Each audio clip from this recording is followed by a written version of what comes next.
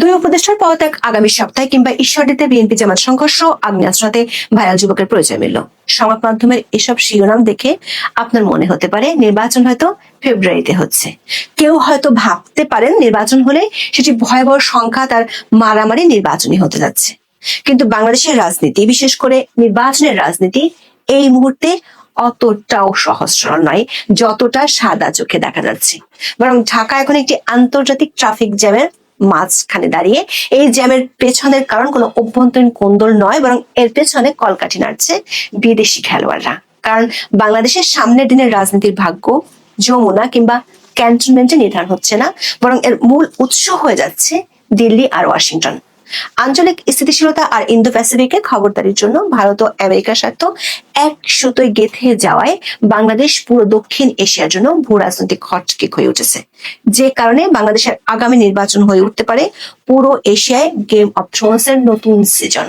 কূটনৈতিক সূত্রগুলো বলছে বাংলাদেশের আগামী জাতীয় সংসদ নির্বাচন নিয়ে ভারত ও আমেরিকার সাথে দোহাতে বসে বৈঠক করেছে বাংলাদেশ। এমনকি বিশেষ বার্তা নিয়ে বাংলাদেশে এসেছিলেন ভুটানের প্রধানমন্ত্রী। এর পেছনে কাজ করছে বাংলাদেশ ও রাখাইন রাজ্যের বিনিময় মূল্য। ভারত ও আমেরিকার এই দেয়া নেয়ার কৌশলে বড় একটি গুটি হলো বাংলাদেশের আগামী সংসদ নির্বাচন। বৈঠকে জানিয়ে আলোচনা হয়েছে, সে সূত্র ধরে যদি সামনের দিনগুলো আগায় তাহলে আওয়ামী লীগ আর নির্বাচন ইস্যুতে দুটি প্রশ্ন দেখা দিবে। বিস্তারিত জানতে চলুন যাওয়া যাক বিশ্লেষণ। টাইমস অফ বাংলাদেশের খবরের শিরোনাম হলো ফেব্রুয়ারি নির্বাচনের আগে ফের সক্রিয় যুক্তরাষ্ট্র ভারত। এই রিপোর্টটিতে সাম্প্রতিক সময় পর্দার আড়ালে ঘটে যাওয়া বেশ কিছু বৈঠক আর তৎপরতার খবর তুলে ধরা হয়েছে। রিপোর্টটিতে বলা হয়েছে বাংলাদেশের আসন্ন জাতীয় সংসদ নির্বাচনকে কেন্দ্র করে দক্ষিণ এশিয়ায় নতুন করে ভূ রাজনৈতিক তৎপরতা দেখা দিয়েছে। ঢাকা কেন্দ্রিক রাজনৈতিক প্রভাব বজায় রাখতে যুক্তরাষ্ট্র ও ভারত সক্রিয় হচ্ছে। একই সঙ্গে নীরবে কূটনৈতিক প্রচেষ্টা জোরদার করছে দেশ দুটি। কূটনীতিকদের মতে বাংলাদেশের রাজনৈতিক রূপান্তর এখন ওয়াশিংটন ও দিল্লি উভয়ের জন্য গুরুত্বপূর্ণ কৌশলগত অগ্রাধিকার হিসেবে উঠে এসেছে। বলা হয়েছে ভারত ও যুক্তরাষ্ট্রের স্বার্থ বা চাওয়া পাওয়া মিলে যাওয়ায় চোখে পড়ার মতো তৎপরতা দেখা যাচ্ছে। একাধিক কূটনৈতিক সূত্রের বরাত দিয়ে টাইমস অফ বাংলাদেশ এবং নর্থ ইস্ট নিউজের খবরে বলা হয়েছে আসন্ন ত্রয়োদশ জাতীয় সংসদ নির্বাচনে আওয়ামী লীগের অংশগ্রহণ নিশ্চিত করতে ভারত আড়ালে প্রচেষ্টা আরো জোরদার করেছে। প্রশ্ন হলো কেন ভারতের এমন প্রচেষ্টা? দর্শক, ভারতের মূল চিন্তা তিনটি। প্রথমত বাংলাদেশের অভ্যন্তরীণ স্থিতিশীলতা, দ্বিতীয়ত জঙ্গিবাদ পুনরুত্থানের ঝুঁকি, আর তৃতীয়ত ভারতের উত্তর পূর্বাঞ্চলের নিরাপত্তা সংক্রান্ত কারণ। অর্থাৎ দিল্লির কাছে আওয়ামী লীগের নির্বাচনে অংশগ্রহণ তাদের নিরাপত্তার জন্য মাস্ট ডু টাস্ক হিসেবে গণ্য হচ্ছে। আর এই লক্ষ্য পূরণের জন্যই শুরু হয় উচ্চ পর্যায়ে বৈঠক। প্রথম বৈঠকটা হয় দিল্লিতে কলম্বো সিকিউরিটি কনক্লেভের সাইডলাইনে। বাংলাদেশের জাতীয় নিরাপত্তা উপদেষ্টা ডক্টর খলিলুর রহমান এবং ভারতের জাতীয় নিরাপত্তা উপদেষ্টা অজিত দোভাল, এই দুই গুরুত্বপূর্ণ ব্যক্তির মধ্যে আলোচনা হয়। কিন্তু চমক আরো বাকি আছে। এই বৈঠকের পরপরই তারা আরো এক দফা বৈঠকে বসেন, আর সেই বৈঠকের লোকেশন হলো মধ্যপ্রাচ্যের রহস্যময় দেশ কাতার। কাতারে বৈঠক হওয়া মানে এর গুরুত্ব কয়েক গুণ বেড়ে যাওয়া। কেন? কারণ এই বৈঠকটি শুধু ভারত বা বাংলাদেশের মধ্যেই সীমাবদ্ধ ছিল না। দোহা বৈঠকের আলোচনা পরিচালনা করেন এমন একজন ব্যক্তি যিনি আলোচনার পরিবেশকে আরো আকর্ষণীয় করে তুলেছেন। তিনি হলেন কাতারের আমিরি দেওয়ানের প্রধান আব্দুল্লাহ বিন মোহাম্মদ বিন মোবারক আল খুলাইফি। এই খুলাইফি যুক্তরাষ্ট্রের সঙ্গে কাতারের নিরাপত্তা সহযোগিতা জোরদারে ভূমিকার জন্য সিআইএ জর্জ টেনেট মেডেলে ভূষিত হয়েছেন। যখনই কোনো আলোচনায় সিআইএ মেডেল জয়ী একজন মধ্যস্থতাকারী থাকেন তখনই বোঝা যায় আলোচনাটি মোটো আঞ্চলিক পর্যায়ে নেই, এটি পুরোপুরি আন্তর্জাতিক নিরাপত্তা এজেন্ডায় চলে গেছে। আরো গুরুত্বপূর্ণ বিষয় হলো টাইমস অফ বাংলাদেশ এবং নর্থ ইস্ট নিউজের খবরে বলা হয়েছে দোহা বৈঠকে যুক্তরাষ্ট্রের কর্মকর্তারা উপস্থিত ছিলেন। এর মাধ্যমে ওয়াশিংটনও বাংলাদেশের নির্বাচন নিয়ে তাদের বাড়তি আগ্রহের ইঙ্গিত দিয়েছে। বাংলাদেশের পক্ষে বৈঠকে অংশ নেন জাতীয় নিরাপত্তা উপদেষ্টা ডক্টর খলিলুর রহমান। বাংলাদেশের প্রধান উপদেষ্টার দপ্তর থেকে জারি করা জিওতে দেখা যাচ্ছে খলিলুর রহমান 25 থেকে 28 নভেম্বর কাতারে অবস্থান করছেন। তবে সরকারি আদেশে এই সফরের উদ্দেশ্য নিয়ে কিছু বলা নেই। জিওতে বলা হয়েছে জনাব খলিলের এই সফরটি সরকারি সফর, মানে অন ডিউটি হিসেবে গণ্য হবে এবং সফরের সব খরচ প্রধান উপদেষ্টার দপ্তর বহন করবে। দর্শক, বিষয়টি অনেকটা সেই বাংলা সিনেমার মতো, যেখানে নায়ক বিদেশে যায় কোনো ব্যবসায়িক কাজে, কিন্তু ভেতরের কাজটা থাকে গোপন প্রেমের সম্পর্ক স্থাপন করা। দোহায় অনুষ্ঠিত বৈঠকের অবস্থাও তাই, যেখানে ব্যবসা হলো নির্বাচন আর গোপন সম্পর্ক হলো ভারত মার্কিন বাংলাদেশ বোঝাপড়া। প্রশ্ন হলো ভারত ও যুক্তরাষ্ট্র কেন বাংলাদেশকে নিয়ে একসাথে দোহায় বসে আলোচনার টেবিলে বসলো? কূটনীতিকরা জানাচ্ছেন ভারত ও যুক্তরাষ্ট্রের উদ্বেগের মধ্যে বেশ কিছু জায়গায় মিল আছে। এর অর্থ হলো নরেন্দ্র মোদী এবং ডোনাল্ড ট্রাম্প দুজনের প্রশাসনের টেনশন পয়েন্টগুলো প্রায় এক।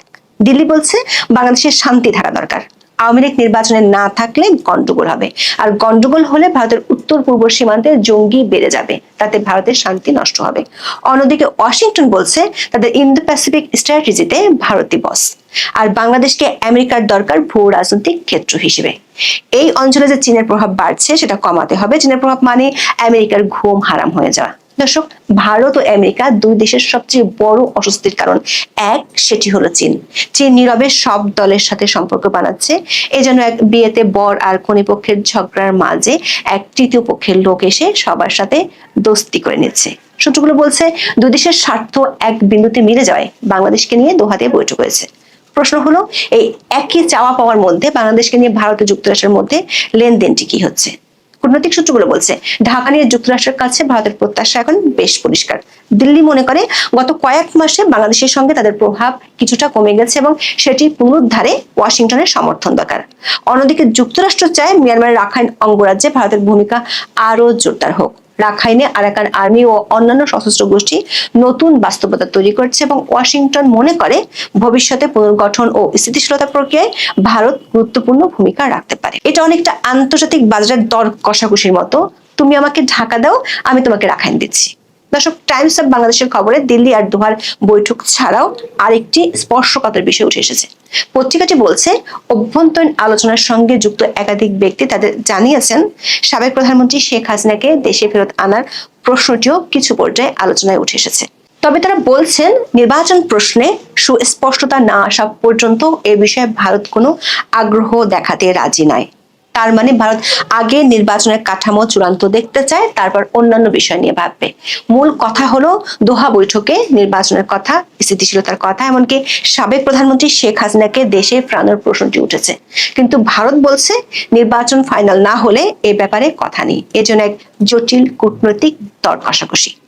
এদিকে এই নীরব কূটনৈতিক তৎপরতার মধ্যে আরেকটি ট্র্যাক টু কূটনীতির উদাহরণের কথা উঠে এসেছে। দর্শক, ট্র্যাক ওয়ান ডিপ্লোমেসি হলো সরাসরি রাষ্ট্রীয় বা সরকারি পর্যায়ের কূটনীতি, আর ট্র্যাক টু ডিপ্লোমেসি হলো একটি অনানুষ্ঠানিক প্রক্রিয়া যেখানে পর্দার আড়ালেই আলোচনা হয়ে থাকে।